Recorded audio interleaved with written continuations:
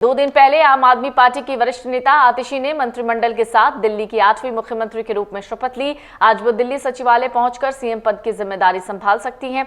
बताया जा रहा है वो सोमवार को दिल्ली कैबिनेट की बैठक बुलाकर कुछ अहम फैसले भी ले सकती हैं। इस बीच सूचना ये भी है कि दिल्ली विधानसभा का सत्र 26 और 27 सितंबर को होगा। आतिशी ने उन 13 विभागों को अपने पास बरकरार रखा है जो अरविंद केजरीवाल सरकार के समय उनके पास थे। इन विभागों में शिक्षा, राजस्व, वित्त, बिजली और लोक निर्माण विभाग यानी पीडब्ल्यूडी शामिल है। एक अधिकारी ने कहा सोमवार को उनके यानी आतिशी के कार्यभार संभालने की संभावना है। अन्य मंत्रियों के भी कार्यभार संभालने की संभावना है। आतिशी के नेतृत्व वाले नए मंत्रिमंडल में लंबित परियोजनाओं, योजनाओं और नई पहलों की एक लंबी सूची पहले से पेंडिंग है, जिन परियोजनाओं पर अगले साल फरवरी में प्रस्तावित दिल्ली विधानसभा चुनाव से पहले काम शुरू करने की योजना है। आम आदमी पार्टी के वरिष्ठ नेता सौरभ भारद्वाज ने शनिवार को ही मंत्री पद संभाल लिया था। आतिशी के बाद सबसे ज्यादा 8 विभागों की जिम्मेदारी उन्हीं के पास है। आतिशी सरकार में नए मंत्री बनाए गए मुकेश अहलावत को श्रम, अनुसूचित जाति और अनुसूचित जनजाति, रोजगार और भूमि एवं भवन विभागों का प्रभार मिला है। आम आदमी पार्टी दिल्ली के प्रभारी गोपाल राय को विकास, सामान्य प्रशासन विभाग, पर्यावरण और वन का प्रभार दिया गया है। राय के पास केजरीवाल सरकार में भी इन्हीं विभागों की जिम्मेदारी थी। नजफगढ़ से आप विधायक कैलाश गहलोत की जिम्मेदारी में कोई परिवर्तन नहीं हुआ। वो पहले की तरह परिवहन, गृह, प्रशासनिक सुधार, महिला और बाल विकास मंत्रालय की जिम्मेदारी का निर्वहन करेंगे। दिल्ली के बल्लीमारन विधानसभा सीट से 2 बार के विधायक इमरान हुसैन को खाद्य एवं आपूर्ति और चुनाव विभाग मिला है। इनके पास पहले भी यही विभाग था। आम आदमी पार्टी के राष्ट्रीय संयोजक और दिल्ली के पूर्व मुख्यमंत्री अरविंद केजरीवाल ने यह भी कहा कि मेरे पास अपना घर भी नहीं है। ऐसे में सवाल है सरकारी आवास खाली करने के बाद अरविंद केजरीवाल का नया ठिकाना क्या होगा। सीएम पद से इस्तीफा देने के बाद केजरीवाल ने घोषणा की है कि वो जल्द ही सरकारी बंगला खाली कर देंगे। केजरीवाल ने यह भी कहा है कि चूंकि उनके पास अपना घर नहीं है तो ऐसे में वो दिल्ली के लोगों के बीच रहेंगे।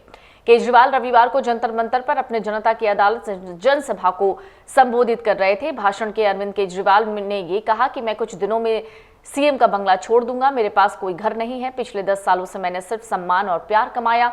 लोग मुझे अपना घर देने की पेशकश कर रहे हैं, लेकिन श्राद्ध के बाद नवरात्रि की शुरुआत में मैं आपको अपने घर में ले जाकर दिखाऊंगा कि मैं किस घर में रहूंगा। अरविंद केजरीवाल ने जोर देकर कहा कि केजरीवाल का इस्तीफा देने का फैसला राजनीतिक दबाव नहीं बल्कि नैतिक दृष्टिकोण के जरिए लिया गया था। उन्होंने कहा मैंने इस्तीफा इसलिए दिया क्योंकि मैं भ्रष्टाचार या सीएम की कुर्सी के लालच में राजनीति में नहीं आया था। मैं भारत माता के लिए आया था, देश की राजनीति बदलने के लिए। अगर मुझे पैसा कमाना होता तो मैं आयकर विभाग में काम करके ऐसा कर सकता था। उन्होंने आगे कहा कि इन राजनेताओं की चमड़ी मोटी है, उन्हें आरोपों की परवाह नहीं है, लेकिन मुझे तब परवाह होती है जब बीजेपी मुझे चोर या भ्रष्ट कहती है। इससे मेरा दिल टूट जाता है। केजरीवाल पर पिछले कुछ समय से भ्रष्टाचार के कई आरोप लगे हैं। इनमें कथित दिल्ली आबकारी नीति घोटाले में उनकी गिरफ्तारी, हाल ही में जमानत पर फिर रिहा होना भी शामिल है। केजरीवाल ने आरोपों पर गहरी निराशा जताई और दिल्ली के लोगों को उनकी ईमानदारी का न्याय करने की चुनौती दी। उन्होंने कहा मैं जानना चाहता हूं कि क्या लोग मुझे चोर समझते हैं या मुझे सलाखों के पीछे डालने वाले लोग चोर हैं। अगर मैं बेईमान होता तो क्या मैं मुफ्त बिजली दे सकता था और स्कूल बनवा सकता था।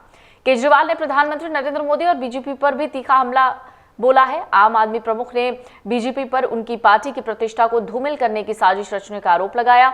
उन्होंने कहा मैं ईमानदारी से सरकार चला रहे थे, मुफ्त बिजली, पानी और बेहतरीन शिक्षा प्रदान कर रहे थे, लेकिन मोदी जी को एहसास हुआ कि हमें हराने के लिए उन्हें हमारी ईमानदारी पर हमला करना होगा, इसलिए उन्होंने सिसोदिया और मेरे जैसे नेताओं को जेल में डाल दिया। अगर आप ये वीडियो YouTube पर देख रहे हैं तो हमारे चैनल को सब्सक्राइब करें और बेल आइकन को दबाना ना भूलें। अगर आप Facebook पर ये वीडियो देख रहे हैं तो हमारे पेज को लाइक करें।